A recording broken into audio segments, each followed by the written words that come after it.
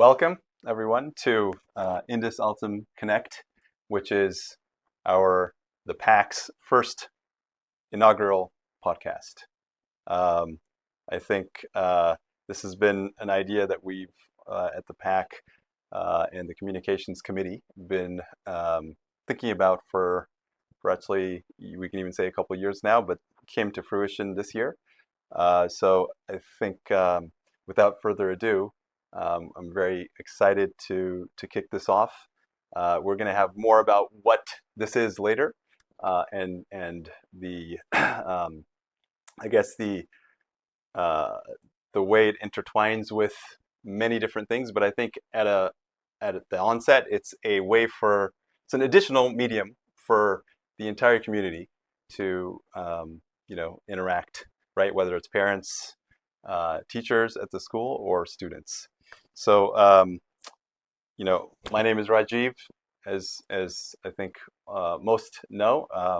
I'm the parent of Rishi. This is Aparna, mother of Pia.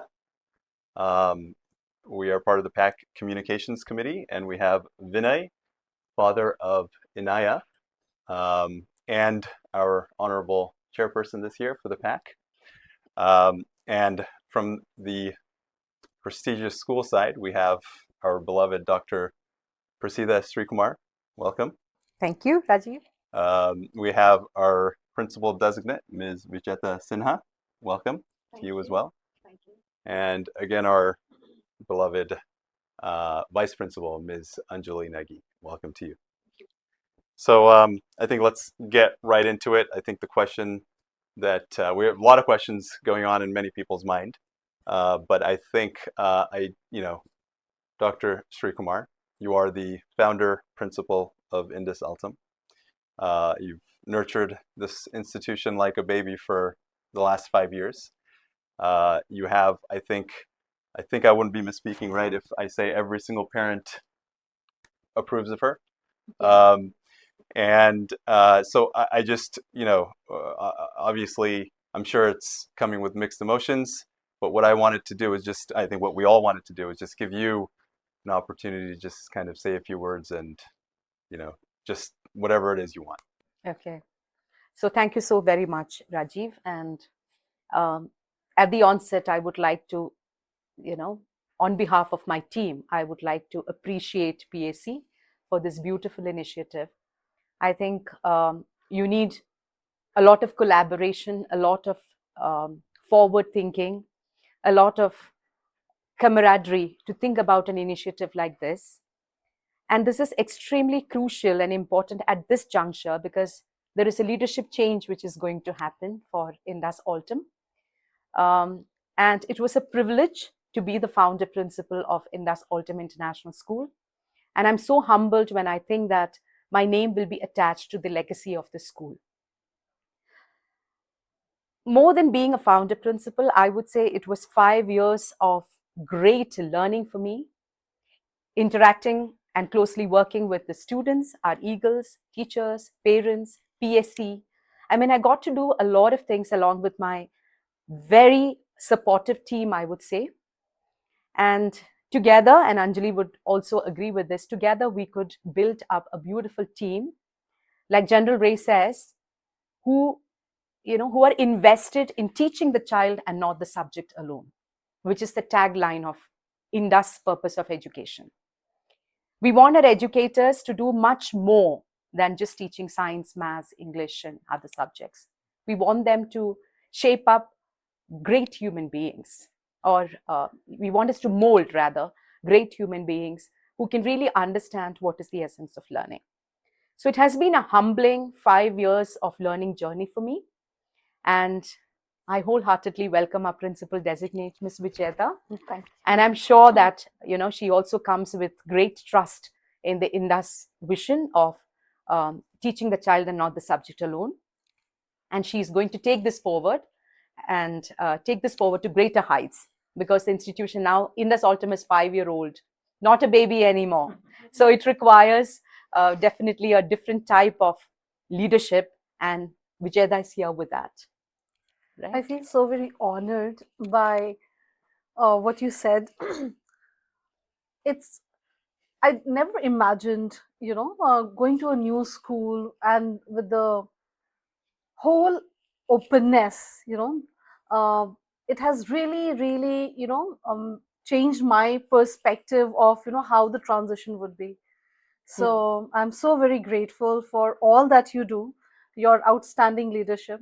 So I really, really feel very honored but by what you're saying. So thank you. So I think moving on to what we've been discussing right now, I think with a bunch of education leaders, which you are, all three of you. So there's one particular question which comes up to every parent's mind, or the parents are doing the responsibility in terms of putting the children in the right schools and thinking that they're going to be. So with so much of happening in the global scenario, because today India is competing with the global world, it's no more limited to Asia or something, we're going beyond. So what is that which is happening in the educational world? What is that all of us are doing? When I say all of us, you, in terms of preparing these children of any age, because there's a bunch of people who are too early into the tech world and few. So where does this global scenario in terms of education, what is evolving? How are things shaping up? What is in store for us? Because education has also become part of all discussion in the global summits and Davos also, right? People are talking about it, what, where, and I think there are a lot of corporates which are talking to schools and saying, okay, this is what we want in the child, and if they have that, we are going to probably look at them as probable uh, employees. So where are we in terms of that? That's something which has been on my head for a long time. I wanted to ask all of you, but I think this is the time which I want to. So I would want to listen from all three of you actually in terms of. Sure. Um, I would say I've worked with different schools, and mostly it has centered around curriculum, syllabus, teaching, pedagogy, and year on, that's the cycle that is being repeated. Um, my very first exposure to Indus and the way it is forward thinking in its approach and uh, policies and practice, that's outstanding in terms of no one thought of life entrepreneurship as a curriculum. There would have been a few institutions with bits and pieces doing to kind of upskill children, but here not only as entrepreneurs of a product or a process, but how do you design your life. So I think Indus, in that way, is pioneer in how education and how it needs to be redefined. It's moving forward in that direction. If you look at the other initiatives of having a humanoid in the classroom, so it's not just a tool which is placed there for help. It has a very, very intense, thoughtful idea behind that in the age where the AI and the advent and unprecedented speed with which it is going, if we don't prepare our children for that, I think we are not doing justice to our children in terms of So, so, how uh, we are so, educating so are them. you saying, I'm circling back to my question again. So is this in line with what's happening in the global world? Because I'm again going back to my question, because today, since we know that there's going to be scarcity of job, the predominantly jobs which were so much in demand are going to become mundane. So what is that happening in the global? So this is basically the question which I'm asking is in the benefit of all the parents out there, and even for that matter children, as to what is that which is really mushrooming in the educational ecosystem across the globe. And then probably we can get into understanding where Indus stands. What are your visions for it? Dr. Prasida said certain line, and you're going to take it forward. So what are your views about it? How is it going to shape? So my specific question is what's happening in the global educational field is my specific question, which or something which I want to hear about. So, if you have to look at education in today's world, I think it's a VUCA plus world. We are not able to predict in terms of how it's going to be even 5 years down the line. Unlike our time when we were children, our parents clearly knew that even 10 years down the line, this is what it is and this is what is good for you. But as parents, we're not able to do that also. So I think keeping that in mind, I think the approach of education has to be a complete paradigm shift, is what I feel. And I think one area where we need to make that shift is earlier, as education, we were knowledge providers. We provided the knowledge to students, and we said this is what it is, and the teacher was at a pedestal. But now with AI and everything, I think knowledge is everywhere at a click of a button.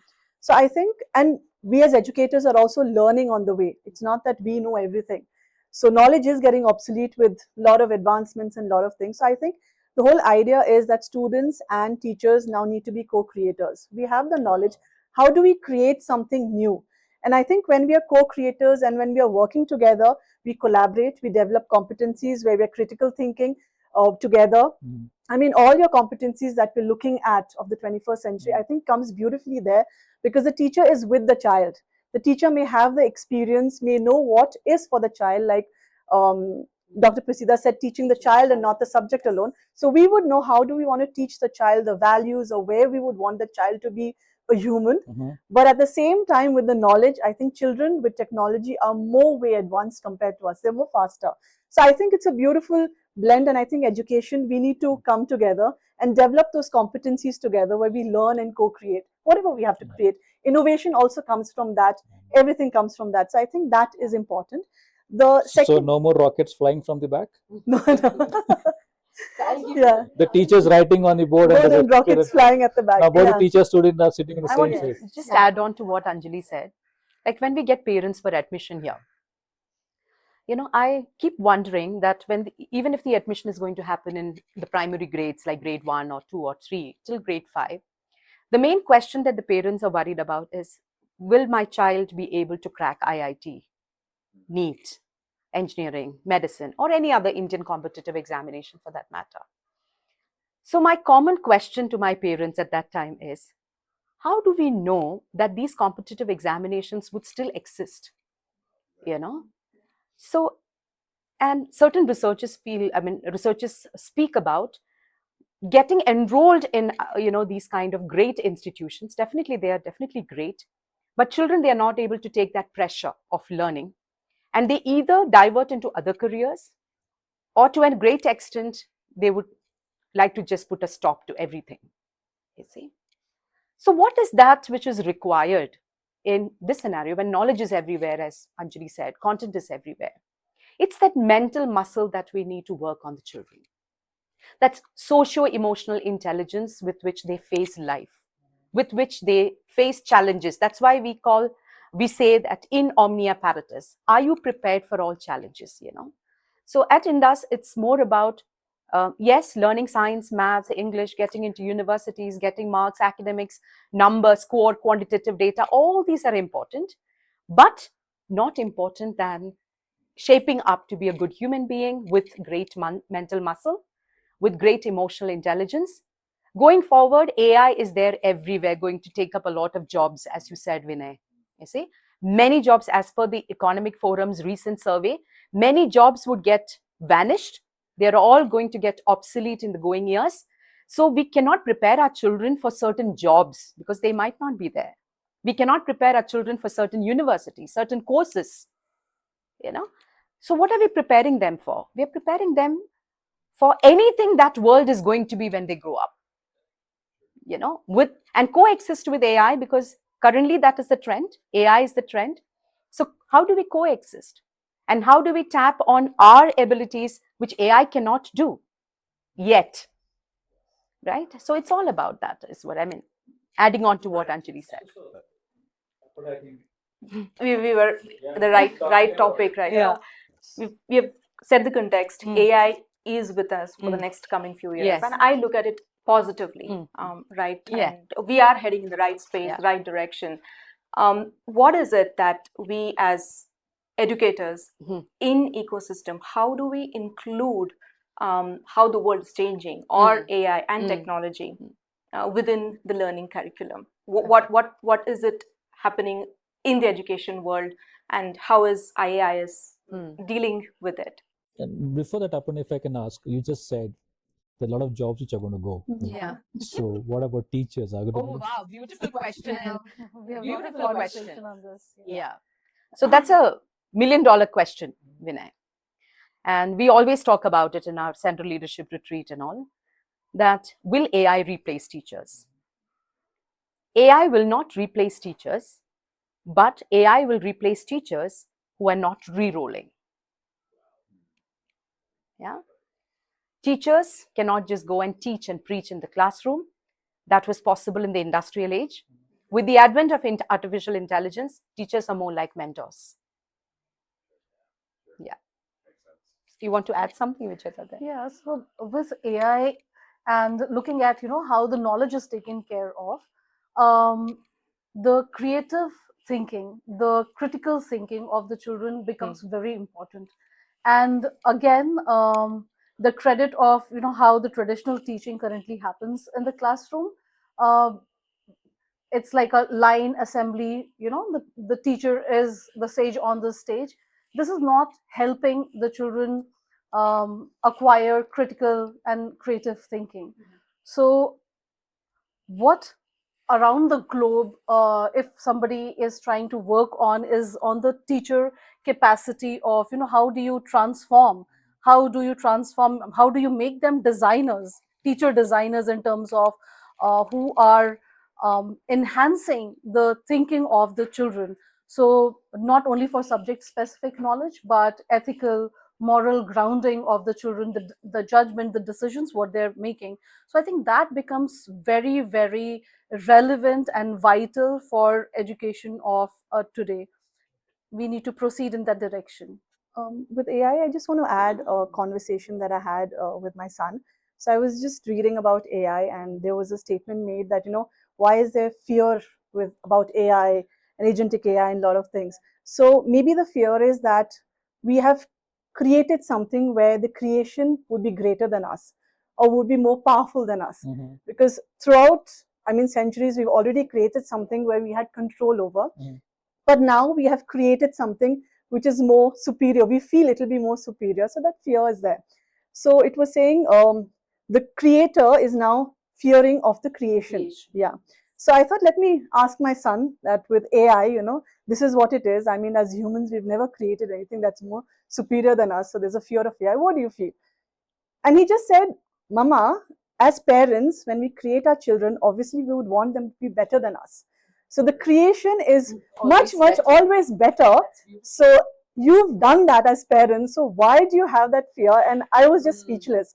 So then the whole thought of collaboration, and like General said, co-piloting. Now we have to co-pilot with AI, because if we do not, then there would be a time where maybe AI would take over us. So that whole thought came to me. But when he said that, he said, it's not always that you've never created anything more stronger, more better than you. May I add something here, Anjali?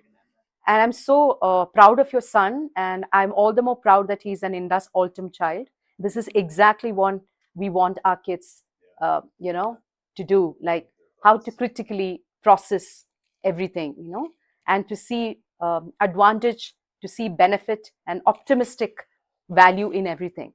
So I go with what Jayesh said. I would say that it's not about fearing AI, it's about coexisting with AI, and collaborating. It's all about that. So we're so proud that you had these kind, and we want all our parents to have this kind of critical conversation with our, with our kids. You see, that's very important. I think like what you were saying is hit the spot directly, right? In terms of you gave the example of these Indian entrance exams. Will they even be relevant, right? And I think even Forbes had a study that up to 80% of jobs will either be rewritten or eliminated in the next 3 to 5 years, as early as the next 3 to 5 years, right? And we're already seeing this happening. And the co-creation that you mentioned, and all this stuff, which is great. And I'm glad that the philosophy of the school is like that, because we're seeing many schools that are still going the traditional route, and I think it's still a changing process, right? I think it's still here as well. But I just wanted to get your opinion. So I have some folks I know in the US who have 13, 14, 15-year-olds, right? I can think of at least 3 of them right now, that they're already pulling their kids out of school, right? Because they're thinking that, the fundamentals are no Yes. longer necessary. Yeah. And even if they, it's better to, instead of getting a job when they graduate from college, let's say, in when they're 21, maybe have that job for another 5 to 10 years, then not have the job when they're in their early 30s, and then start from scratch. Them, without any parental support makes it very difficult, right? Versus now they're 13, 14, 15, whatever.